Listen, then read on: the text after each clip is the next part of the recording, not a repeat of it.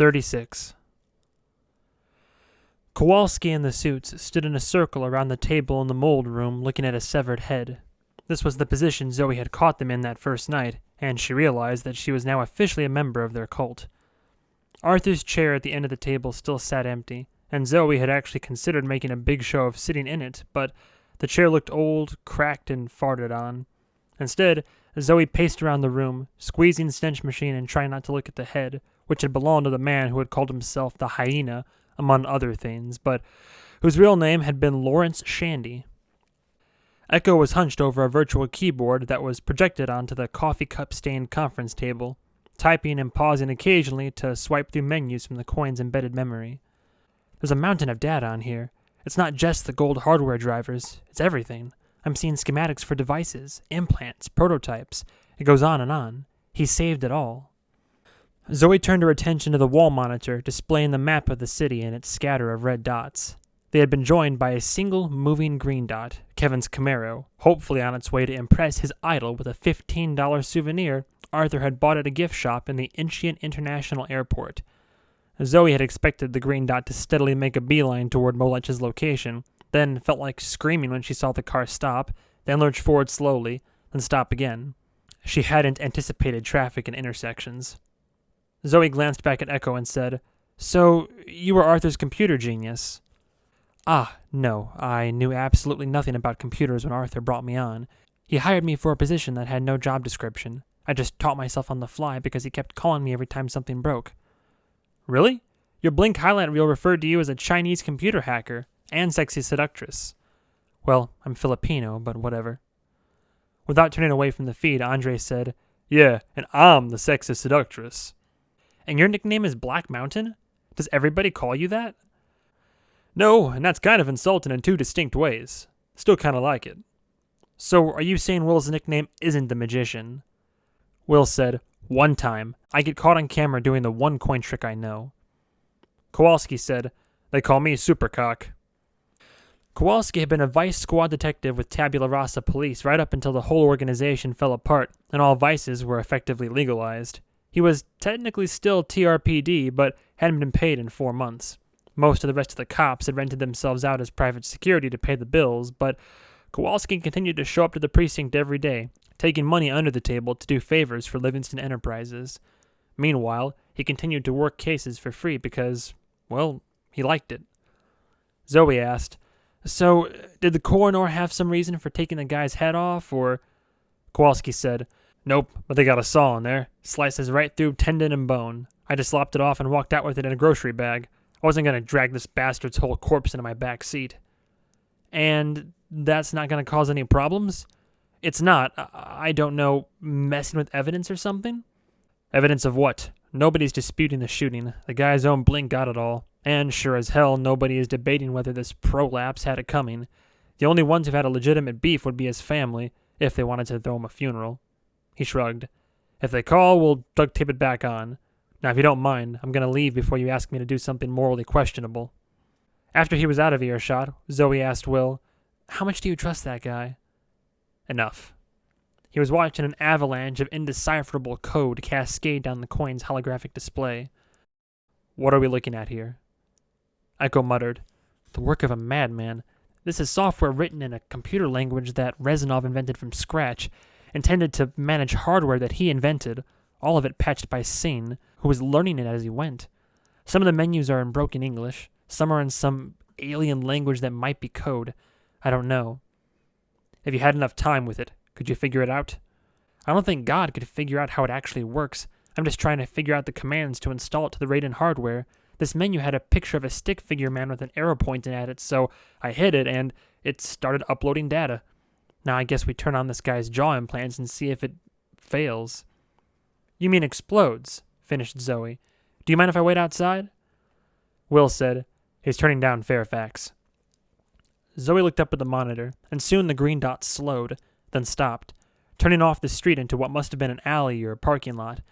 Not far down the street were 2 dots, side by side. Will said, "Is that the fire and ice?" Echo glanced up from her work and said, "Yep." Andre muttered, "Son of a bitch." Zoe asked, "Where's that?"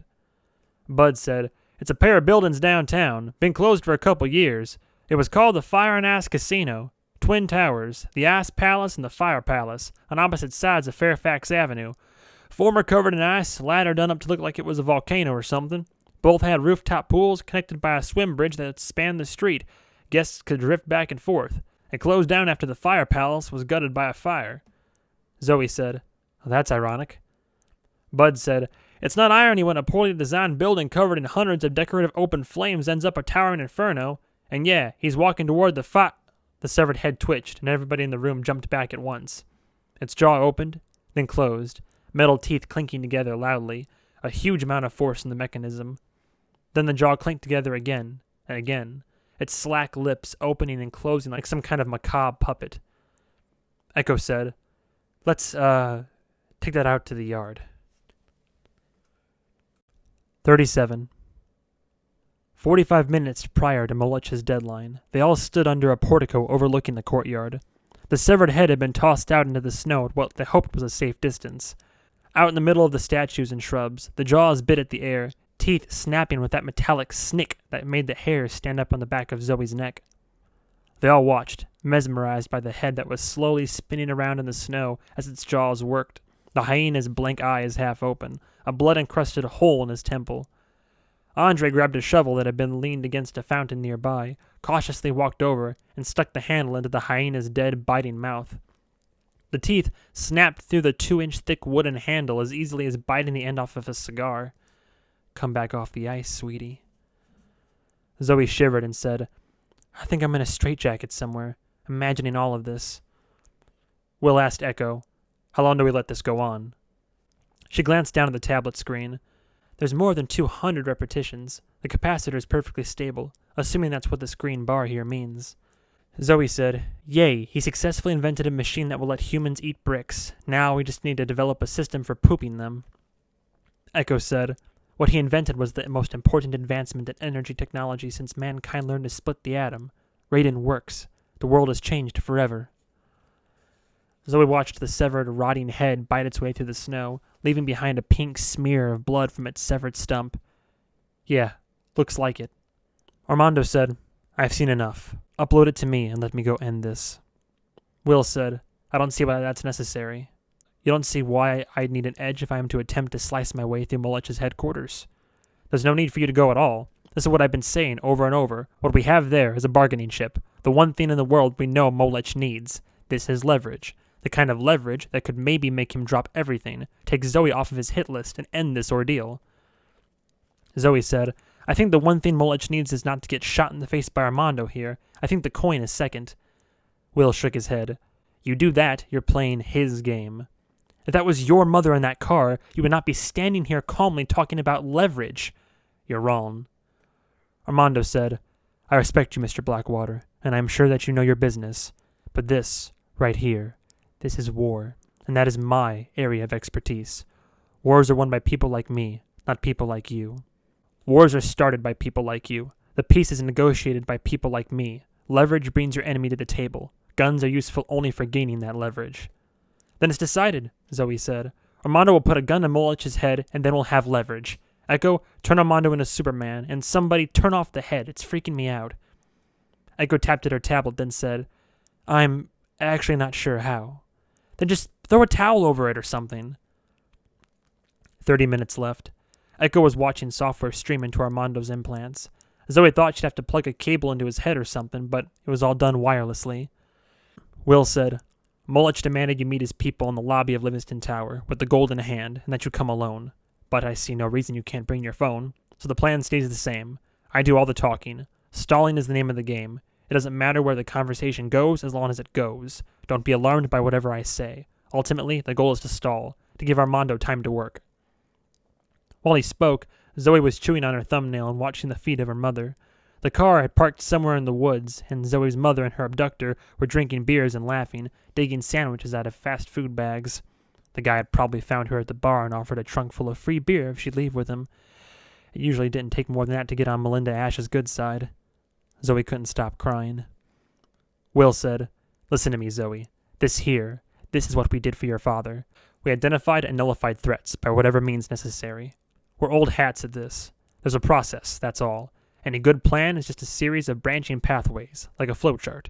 We can't predict what Molech is going to do, but his options aren't infinite, and we have to have a procedure in place regardless of what choices he makes. So no matter what I say, no matter what happens, we're winning as long as we keep him talking. No matter what. And if he thinks he's winning, so much the better. Understand? Zoey nodded. Bud pointed at the feed and said, I know who that is with Zoe's mama. See the cigarette pack on the dash? Guy's name is Cools Duncan. Real name is Charlie. Low-level rent-a-turd. Got tough with one of Arthur's girls a few years back. Andre looked dubious. He's the only guy in the world who smokes Cools? See how he's dipping his fries in his milkshake? Playing Nina Simone on the stereo? Yeah, that's Cools. Gave himself that nickname.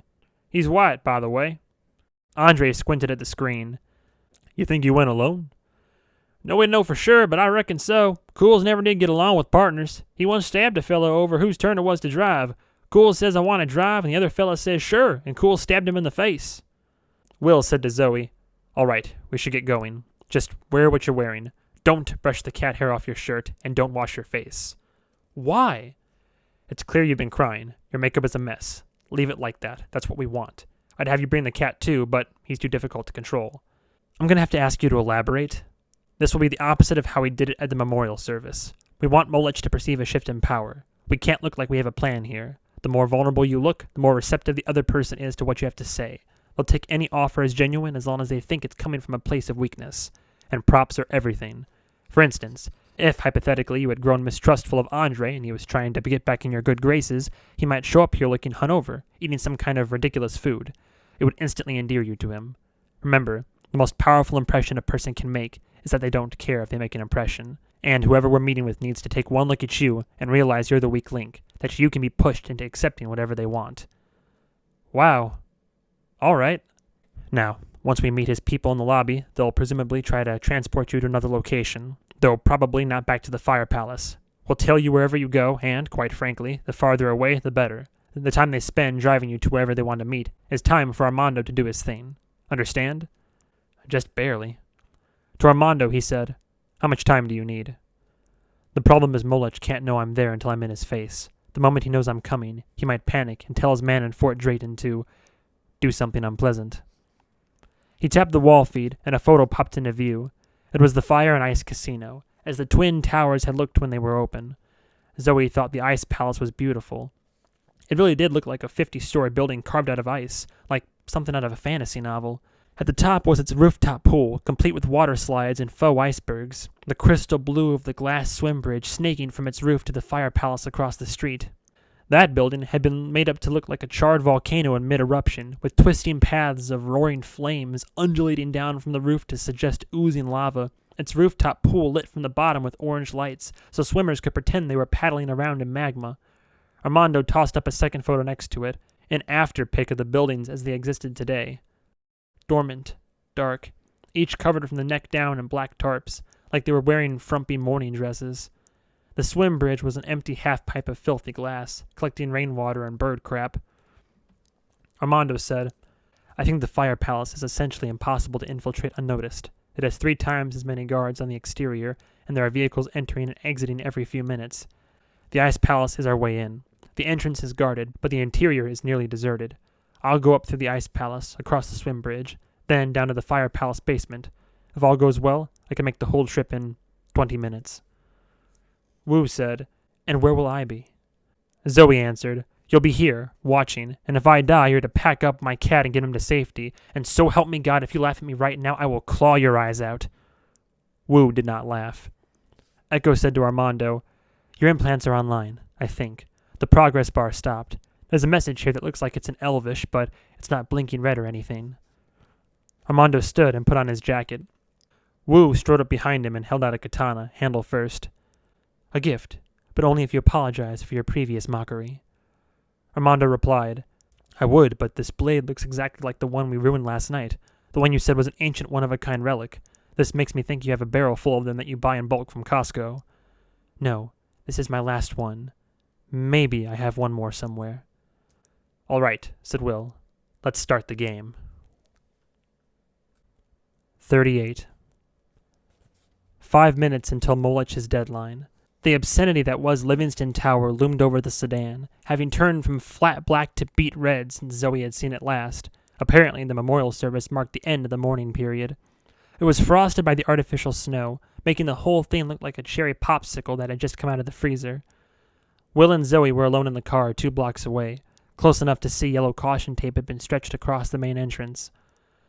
Will said, "We had them close the building under the guise of a bomb threat. Since it's Sunday, our offices would have been closed anyway, but there are 5 restaurants and 3 brothels up there, and that's their busiest day. We can't have people coming in and out. Every random bystander adds another variable we can't control. Molech could take a hostage, or even worse, somebody could decide to play hero." Zoey brought up a video feed on her phone, coming directly from Armando's glasses. At the moment, he was on foot, a block away from his target. Through his eyes, Zoey could see the derelict tower that had once been the Ice Palace Hotel and Casino, behind its faded black shroud. The view panned across the busy street to the identical fire palace, the glass bridge undulating high overhead. Somewhere behind those walls, Zoey thought, was Molech. Hopefully. The camera panned back to the Ice Palace and zoomed in toward the main entrance, which was being guarded by 5 shirtless men who were just barely pretending to be construction workers. And this, they had said, was the least guarded of the 2 towers. Armando held out his hand, palm up. Perched there was a black object that looked like a large insect, about the width of a $50. It whirred softly and levitated out of his hand, and buzzed off toward the derelict building. Immediately, the feed switched to the point of view of the tiny drone, bobbing through the air about 10 feet above street level. It passed over the elaborate hats of 3 passing women in church clothes, then arrived at the Ice Palace and paused, hovering over the group of guards who were smoking and conversing in front of the entrance. Graphics flashed across the screen as it scanned the faces of the guards. Then, one of the men turned to go inside, and when he opened the door, the drone quickly ducked in. The dimly lit lobby came into view, a vast expanse that apparently used to be the casino floor, before all the slot machines and card tables had been ripped out. All that remained was a vast plain of stained carpet dotted with exposed electrical outlets. The drone performed some kind of scan of the room, a vertical blue line sweeping across the screen. It paused, as if doing some calculations, and then a series of floating red cone shapes appeared in various spots around the room. As the guard walked across the floor, one of the red cones moved with him, as if emanating from his eyes. Another came from a security camera on the wall.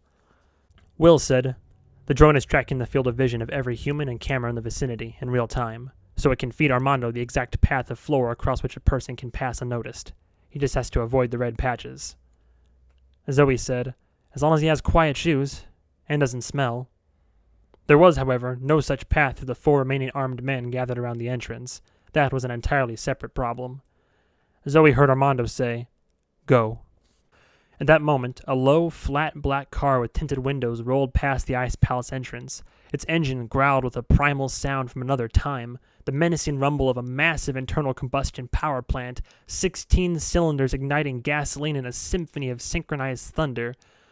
The heads of the 4 males guarding the doorway turned to see a Bugatti Chiron crawl past, a legendary dream machine that, even in a city packed with gaudy automobiles, could drop jaws from a block away.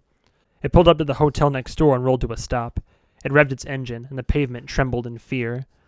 The driver's side door opened, and a pair of bare legs swung out. A show-stopping blonde unfolded herself out of the car, an obscenely sheer red dress appearing to be her only item of clothing. It was either designed to give the illusion the wearer didn't have on any undergarments, or else it wasn't an illusion. The woman was Echo, under a blonde wig and sunglasses, sucking on a lollipop. Will said, "I want to just note that this was her idea." The plan had been for her to circle around the car and then bend over and look into the trunk, but it hadn't occurred to any of them that this car didn't in fact have a trunk. So Echo improvised and kind of just awkwardly leaned over the back as if to examine the engine, trying not to accidentally get too close to the manifolds and set her wig on fire. On Armando's feed, the red cones representing the field of vision of all 4 guards swung in the Bugatti's direction and locked in place. One of the men even got out his phone to take pictures. Armando, who was dressed in paint-splattered coveralls, simply walked up behind them and quietly slipped through the door. He made his way inside of the empty husk that had once been the Ice Palace Casino, slipping between the red vision fields of 2 cameras, arriving near what had been the casino's restroom once upon a time. He pressed his back against a door frame and waited for a guard in his red cone to walk past, then quietly slipped into a nearby stairwell. Zoey tapped her phone and flipped over to the feed from her mother's captor. The camera was advancing forward between pine trees to the soundtrack of shoes crunching through snow, the man and Zoey's mom taking a leisurely walk through the woods. Her mother probably thought she was having a pretty nice Sunday. Sunny winter day, pristine clumps of snow dangling off pine trees, friendly new stranger with a car full of alcohol. Her captor muttered something and she laughed. Zoey's guts were in knots. She wished there was a bathroom nearby. Will said, "Just breathe. Slow, even breaths. In for 5 seconds, out for 5 seconds. Breathe from your belly, like you're making an air baby. Keep going over the plan in your head." "I've completely forgotten the plan." Will didn't reply to that. She glanced down at her mother's feet again, then said, "Are your parents still around?" Will hesitated. "Father is, in Virginia. Your mother passed away, I guess. She killed herself when I was 16. "Oh, I'm sorry." She flipped back to Armando's feed. He was softly climbing the stairs, making painfully slow progress. Zoey noticed he had taken off his shoes. Still, one creaky floorboard and that would be that. Zoey said, "Are you close to your father?" There was a long moment before Will said, "No." Silence. Zoey looked out the windshield, scanning the pedestrians wandering around outside the entrance to Livingston Tower, looking for anyone who could be the Molech henchman she was to meet. She said, "I've always been close to my mom. She had me so young. I would say she was more like a sister, but most sisters I've been around don't get along. My father had a length of chain he would hit me with if my shirts weren't pressed to his satisfaction, and he enjoyed it more when they weren't. The first girl I ever brought home, he made her leave and told me I could do better. He told her she was too fat for me. Ugh, I've been there, with stepdads." Will gave her a very brief look and said, "I know." Zoey said, "You wake up in the morning and dread going to school because the other kids torture you. Then at the end of the school day, you dread going back home because of what's waiting for you there." He nodded, almost imperceptibly. On the screen, Armando was quietly but forcefully shoving open a roof access door. He stepped out into harsh wind and sunlight, the flickering torsos of tabula rasa skyscrapers looming silently around him. The roof of the casino was dominated by a massive empty swimming pool, containing only puddles of melted snow and various debris that had been blown in over the months. Zoey saw at least one dead bird nearby. Will nudged her, and she looked up from her phone. There was a commotion outside the main entrance of Livingston Tower. 3 men had pulled up, riding tigers. Or so it appeared. As they got closer, it became clear they were on customized motorcycles, each with a snarling tiger animated across the bodywork, their feet swiping the ground as they rolled along. Incredibly, these were only the 4th most ridiculous vehicles Zoey had seen since arriving in the city. The motorcycles ripped through the yellow caution tape and parked in nearly perfect unison. 3 muscular, shirtless men in leather pants stepped off, each wearing motorcycle helmets that they did not remove as they strode up to the main entrance of Livingston Tower. The revolving doors were locked, but one of the men simply grabbed one and yanked it off of its hinge, tossing the 4 attached doors out onto the sidewalk behind them, glass shattering on the black decorative stones of the entryway. The 3 men vanished into the lobby. Zoey tried to follow Will's breathing advice and said, "You never did show me that coin trick." "You should go. There's no reason to keep them waiting." Zoey glanced down at the feed one last time. Armando moved across the roof of the ice palace. Alone, as far as Zoey could see, the view bounced along as he jogged toward the arched exit that led to the glass swim bridge, which would take him to the roof of the former fire palace and Molech's HQ, about 50 yards away. Zoey took a deep breath and said, "All right. Promise me that if I don't make it back, you'll take care of my cat." "I promise. I will hire someone to do that." Zoey stepped out and tried to appreciate that she could be about to die in a way she never would have expected as recently as 1 week ago, spectacularly, and inside a skyscraper that she owned. 39. Molech's 3 henchmen were standing right in the middle of the massive lobby, directly on top of the giant gold mustache that was inlaid in the black marble tile. The lobby was silent aside from the timid squeaks of Zoey's tennis shoes. She got as close as she was willing and said, "Hello?" They didn't answer.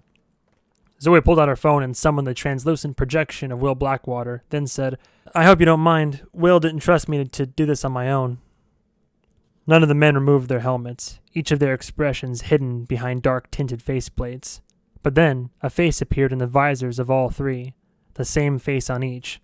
The face masks were screens, each displaying the pale face of Molech, a live feed from his hospital bed. On 3 simultaneous feeds, a chorus of 3 Moleches said, "Well, well, well, look who brought a pussy to a dick fight. We're taking a walk." Zoey had been prepared for this and took a step back toward the front doors when a hand clenched around her arm. That ring of bruises flared up, that throbbing band on her upper arm that rough hands kept latching onto. Zoey bit her lip and thought of just how tired she was of all of this. Molech's video faces said, "Whoa, where are you going? Paulie, walk this ham mannequin over to the elevator." This possibility hadn't been discussed. From her phone, Will said, "Where are you taking her?" No one acknowledged this question. They entered the elevator, and Zoey found she was looking at the street again. The elevators were glassed-in pods that ran up the exterior of the building. One of the men punched a button, and Zoey watched with despair as the pavement dropped below them, feeling the ascent in the pit of her stomach. All the people in the world who could help her were now plummeting below her feet. Up and up they went, all the way up, until the jagged, half-finished city was like a sprawling architect's model below her, flickering towers jutting up through the haze. She imagined reaching out and just sweeping the buildings aside with her hand. Just wipe it all away and forget it was ever here. The elevator door opened on the top floor, and they headed down a hall until they reached a pair of ominous black doors. They were locked, but from the phone, Will said, "Should be updated with your voice commands. Just say unlock." She did, and the locks clicked open automatically at the sound. Inside the room was a black granite conference table, etched into the surface of which was the Livingston Enterprises logo done once again in inlaid gold, complete with that stupid cartoon mustache.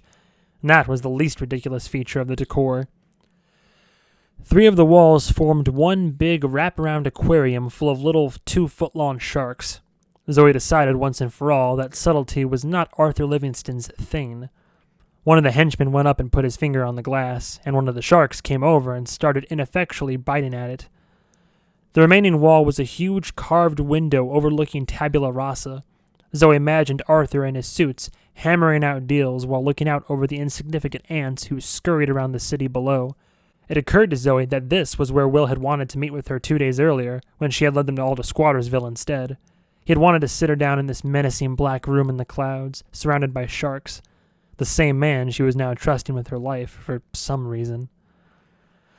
From the henchmen's face masks, the 3 Moleches said, "Alrighty, since you're so big on negotiation, Mr. Blackwater, I figured I'd take us up to the room where Arthur made all of his sleazy backroom deals, dreaming up the little loopholes designed to screw over the honest folk like me.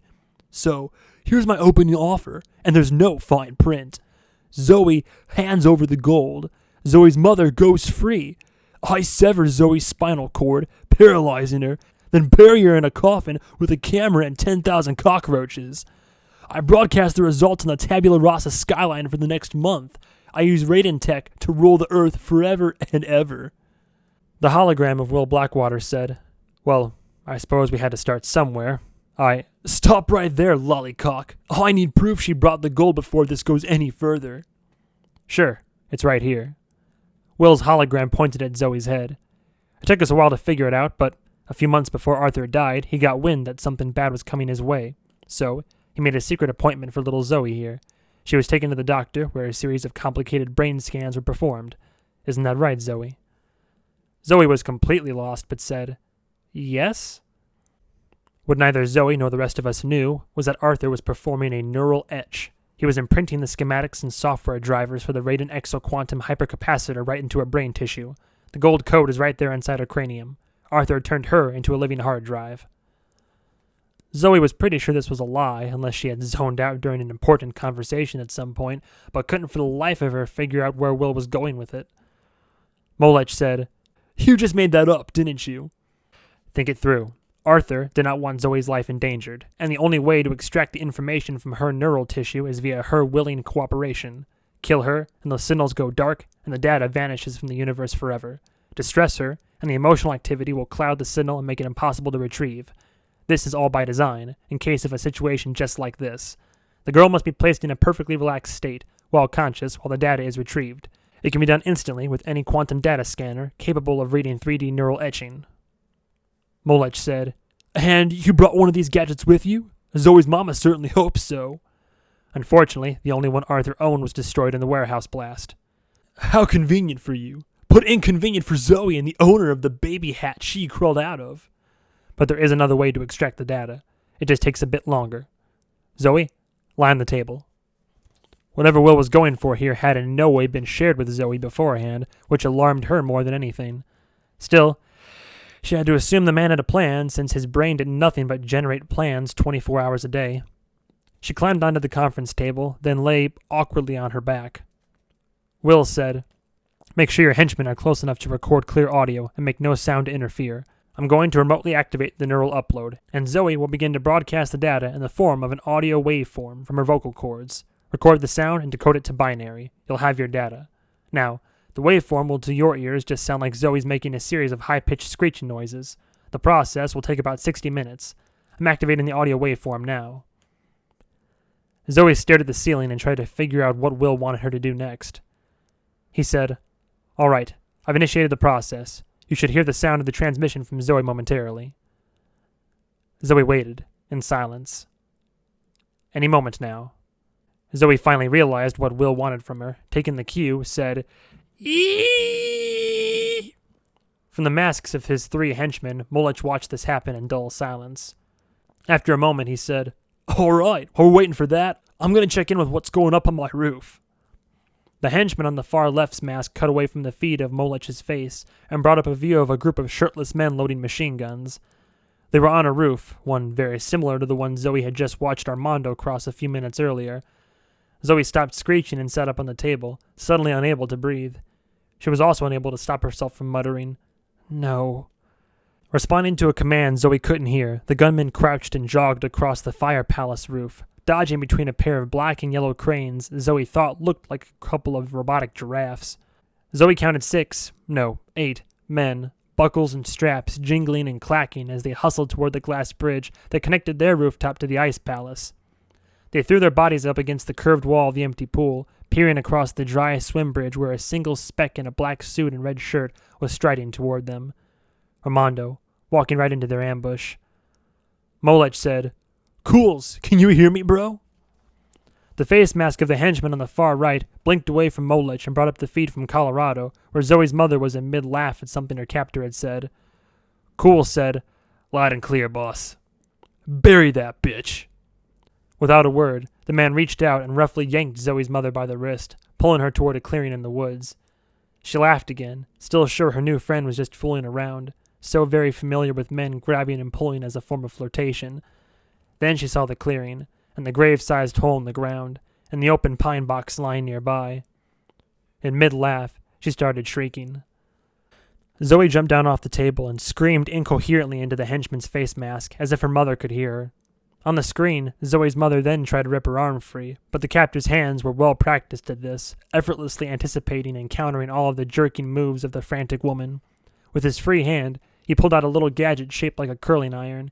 He pressed it to his hostage's spine, and it made a pop and a whine, like an old-timey camera, and Zoey's mother collapsed into the frozen mud and dead leaves of the forest floor. She fell onto her back, her eyes wide open and twitching in terror, her body a useless rag doll. Zoey screamed again. "Don't worry," said Molich from the faceplate of the middle henchman. "That'll just stop her from thrashing around. She'll be awake and aware the whole time." Zoey said, "We'll give it to you. We'll give you the gold. It's in a coin, a silver coin. There's a chip in the coin. Will, tell him."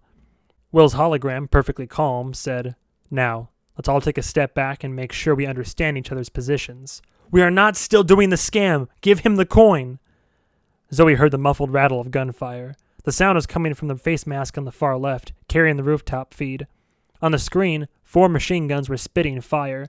The 4 gunmen had advanced out into the curved glass half-pipe of the swim bridge, crunching through ankle-deep slush, brass shells bouncing and clinking off the glass walls. Armando was halfway across, still walking toward them, apparently unarmed, strolling right into the lethal teeth of the guns. He closed the distance, never slowing down as the 4 men fired right into his body, through his body, bullets chipping the clear walls and floor of the bridge. Then Armando was right in front of them, and only then did they realize he wasn't perfectly solid, and that his feet weren't exactly touching the ground with each step. The hologram of Armando Ruiz slowly stopped a few feet in front of the gunman, his legs still going, walking in place. a looping animation emitting from one of the little toy projection cars that had created Arthur Livingston ghosts in the park the night before. One of the gunmen ran up and kicked the toy like a football, sending the Armando projection flying through the sky, walking in place all the way down to the street below. As the four men watched it go, a hand reached up over the rail of the swim bridge, holding a curved yellow gadget that for one crazy moment Zoey thought was a banana. But then the gadget popped. There was a flash of blue light and a crack and a sizzle. The gunman in front arched his back. He spun around, his limbs tensing and clenching as if in the throes of a seizure. His machine gun roared, firing out of control, ripping off an arc of bullets that tore through one of his comrades. Armando tossed his briefcase over the rail, then effortlessly pulled himself up and over, landing in a crouch. Suddenly, Wu's katana was in his hand. He ran toward the two remaining gunmen and went to work. A flash of blade, a whistle of sliced air, a sickening sound like a crab shell being smashed with a hammer. An arm tumbled to the ground. Another flash of sun glinting off steel, another high note of gashed air, a man screaming and clutching a stump. Blood sprayed across the glass walls. The remaining four gunmen were watching from afar. They had stayed behind on the Fire Palace rooftop and were presumably trying to figure out if this was the real Armando or another strangely convincing and lethal hologram. Armando turned his back to them and stepped toward where he had tossed the briefcase. He tapped the latch with his toe and the lid flew open. Just as the gunmen behind him opened fire, two pistols jumped out of the briefcase as if flung out by some spring-loaded mechanism. Armando caught them in midair, turned, and without taking a moment to aim, fired 4 shots that landed in 4 skulls. On the rooftop in the distance, 4 men slumped over. And then there was silence. The entire confrontation had taken just over 15 seconds. When the last henchman's feed went dark, the camera angle switched to an overhead view from what Zoey assumed was a passing aerial drone. Armando marched off the swim bridge, onto the roof of the Fire Palace Casino, Molech's HQ. Zoey turned back to the middle henchman and said to Molech's video face, "He's gonna kill you. I can stop him. Let my mom go. I'll call off Armando and we'll all talk about this." Molech seemed unconcerned. "Those men died doing what they loved, screwing up my most simplest goddamn instructions. But why do I get the feeling that your boyfriend is using a little bit of performance enhancement there? Very interesting. But that's alright. These boys were just there to soften things up for Rodzilla." Armando was moving stealthily between the construction giraffes, scanning for more guards. He slowly made his way toward the stairwell door, which stood atop an elevated island in the dry pool. Armando took a few cautious steps towards the door. Then it exploded into a cloud of whirling chunks of debris. A monster stood in the ragged remains of the door frame. Not a monster, a man, made into a monster. He was about 8 feet tall, thanks to thick leg extensions that ended in clawed metal feet, and a helmet that gave him another artificial metal head atop his actual head, so that his real face was looking out from between the robotic monster's teeth like a sports mascot. Across an emerald green chest plate was painted the words Rodzilla, the last 2 letters smaller than the rest, as if they'd gotten most of the way through and realized they didn't have room. One of the legs was still the color of bare metal from the knee down, as if they'd run out of green paint. Molech said, "Rod decided to trick out his enhancements a bit. It's all about presentation, you know. But he didn't get started until yesterday afternoon, so..." Rodzilla stomped forward, stopping at a forklift carrying a stack of plate glass. He grabbed the forklift in his metal claws and tossed it at Armando. He had apparently underestimated his own strength, however. Instead of squishing Armando like a bug, the forklift sailed 20 feet over his head and disappeared off the edge of the building, squares of glass spinning through the air in its wake. Armando and Rodzilla both watched it go, waiting in silence for a few seconds until it and the glass could be faintly heard crashing into the street below. Rodzilla said, "Huh, I just barely threw it, too." Armando looked him over and said, "Nice paint job. How about I repaint it? With your blood?" Rodzilla jumped 10 feet into the air and landed punch first into the spot where Armando had been standing, his fist actually smashing through the floor of the pool. Armando had rolled away, then whipped out the katana and charged at Rodzilla. He jumped and swung the blade, and Rodzilla blocked it with a metal forearm, the blade creating a trail of sparks and a scar in the paint. Armando landed and somersaulted and swung back at the metal monster, swiping at a spot behind the knees. A bundle of cables were severed, and there was an eruption of blue sparks. Rodzilla stumbled backward, going down to one knee. Armando stood and said, "Man, you have exposed cables all over the back of this thing." Rodzilla growled, "We have shielding for that. The leg wouldn't bend right with it on there. We were supposed to have like 2 more days. Armando said, "What happens in 2 days?" Rodzilla stumbled to his feet, a knowing smile on his lips. This. The jaws of the helmet closed, obscuring his face. The eyes of the metallic monster head glowed blue. There was a deep rumble, an electric sound, the thrum of gathering power. Armando ran away from whatever laser or lightning bolts or other lethal magic was going to come pouring forth from those eyes. There was a flash, and thunder. Rodzilla exploded into a ball of blue light brighter than the sun. Armando was thrown flat, tossed across the filthy pool. Burning debris and construction equipment flew. When the smoke cleared, Rodzilla was gone, along with the raised island where the stairwell access door had been. All that remained was a crater into which several tons worth of beams, fiberglass, and 2 massive cranes had tumbled. Armando climbed to his feet, brushed himself off, and realized he was now stuck on the roof. From the screen of the middle henchman, Molich whooped and said, "Oh, right! Rod lasted 3 minutes, 17 seconds. Looks like Bill wins the office pool on that, as he's the only one who put money on Rod making it up the stairs before overloading. And now, our hero must find a way off the roof, to fight his way down, floor by floor, like the opposite of the original plot of Game of Death. Somebody microwave some popcorn." Armando looked around the scattering of debris and equipment on the roof, then grabbed a spool of electrical extension cord he found among the smoldering junk. He dragged it toward the ledge and peered down the side of the building. From that height, the wide street below looked like a thin line drawn with a magic marker. Zoey felt her guts tighten up at the view, just watching it secondhand. Armando tied one end of the cord to the railing along the ledge, measured off about 15 feet, then looped the rest around his waist, cinching it tight. He swiped down with the katana and sliced away a section of the black tarp, exposing a darkened window, smoked to black by the fire that had ruined the building 2 years ago. He climbed up onto the ledge, his shoes balancing precariously on the rail, his back to the open air and the steep drop below. Armando crouched, took a breath, and muttered, "I hope to God we're getting all this on camp." He was interrupted by the plinking of bullets, raking the rail next to him. The Ice Palace contingent of Molich's guards had apparently figured out they let their boss's assassin walk right past them, and were now charging across the bullet-riddled half-pipe of the swim bridge. Armando reached inside his jacket and pushed a button. His briefcase, still sitting open on the bridge, detonated. A spherical shockwave rippled out in every direction, shattering the bridge as it went. Amid the cacophony, Armando pushed off the ledge. He flew back, suspended for a moment in the air above the sheer drop to the street below. Then the cord went taut, and he swung toward the window as the shattered glass bridge cascaded down behind him in a crystal rain, a half-dozen Molich henchmen tumbling down with it. Armando flew toward the window, bullets pelting the wall around it. One crazy gunman was shooting as he fell, as if he would still have to answer to Molich in the afterlife. Armando crashed through the window and disappeared from view.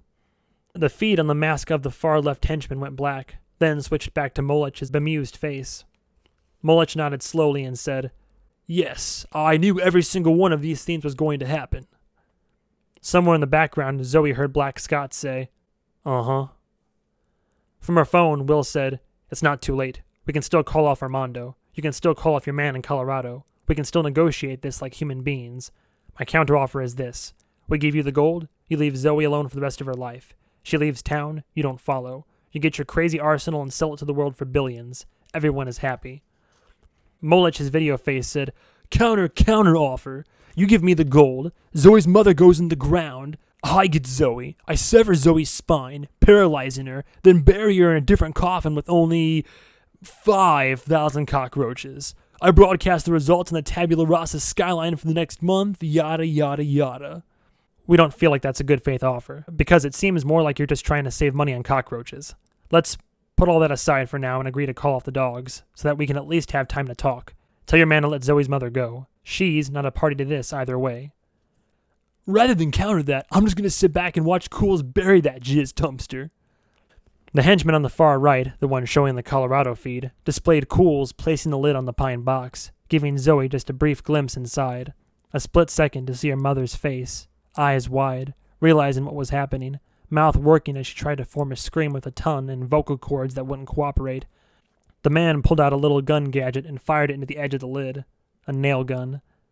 Zoey screamed. Again. She couldn't help it. Will Blackwater's hologram was still completely unperturbed, however, and Zoey hated him for it, wishing that could be him in the box, about to hear dirt landing on the lid one shovelful at a time. But men in suits don't wind up in shallow graves in the woods, do they? No. They ride behind tinted windows and make conference calls and negotiate away the lives of little people like Zoey and Melinda Ash. How would she let herself get taken by these people? Will said, Molich, Zoey will not negotiate with you if you kill her mother. This is actually true of most people you'll encounter in a business setting. Blackwater, if you say the word negotiate one more time, I'm going to find you, tie you down, and inject bot maggots into your eyeballs. This is not a negotiation. This is strength taken from weakness.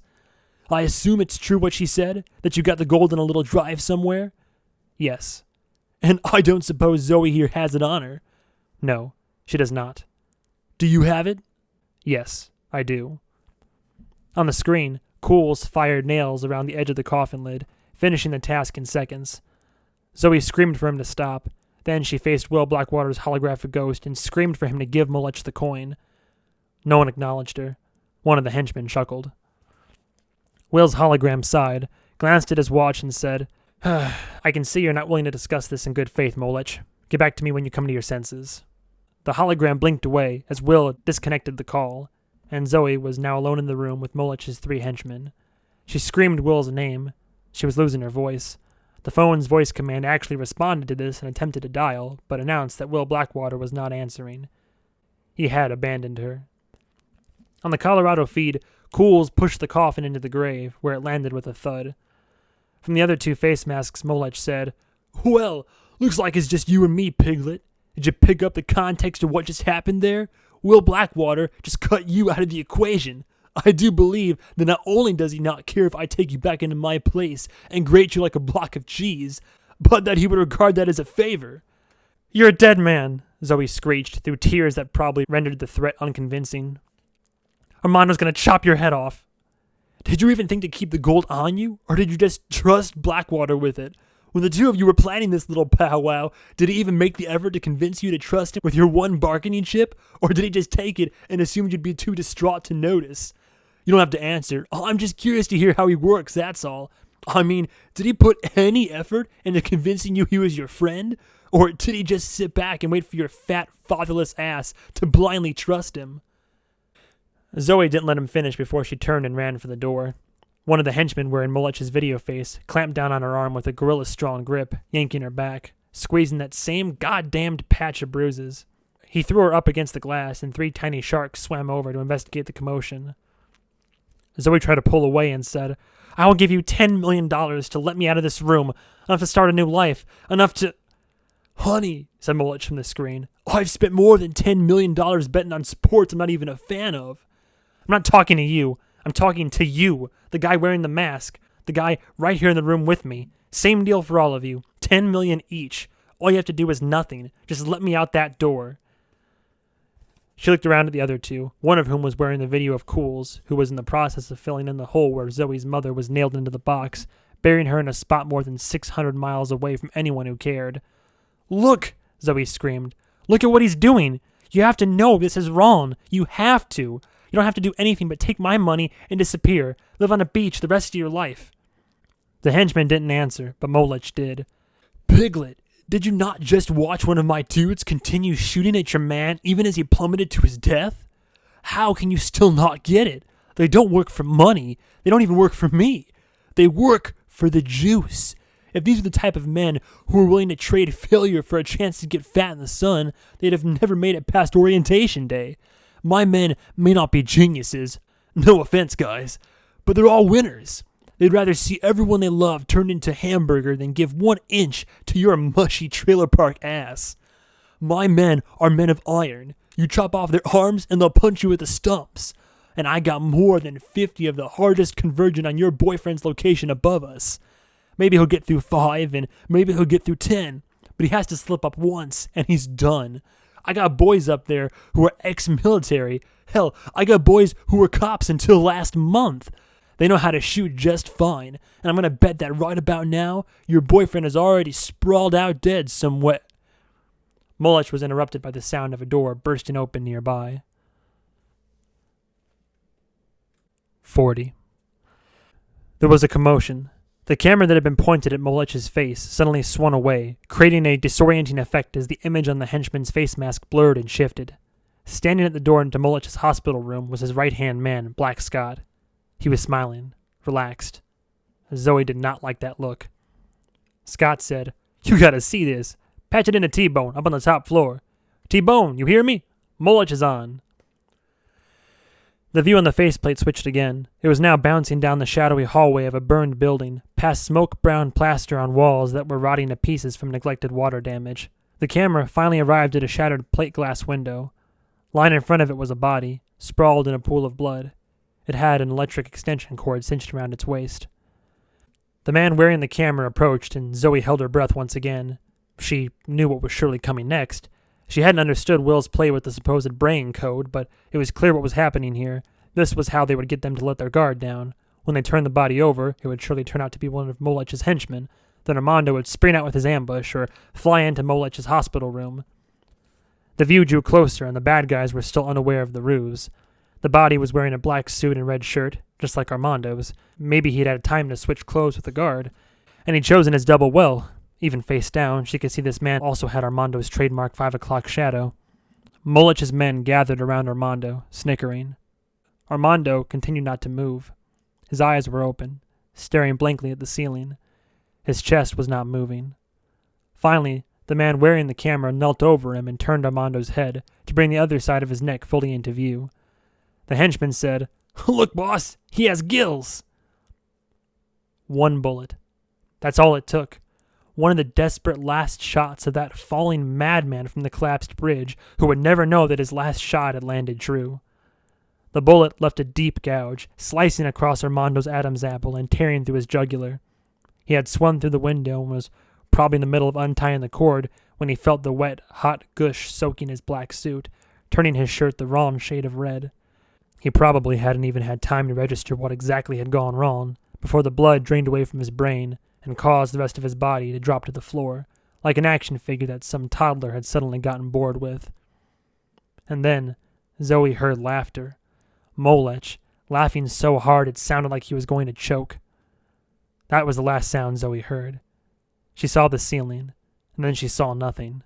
She had fainted.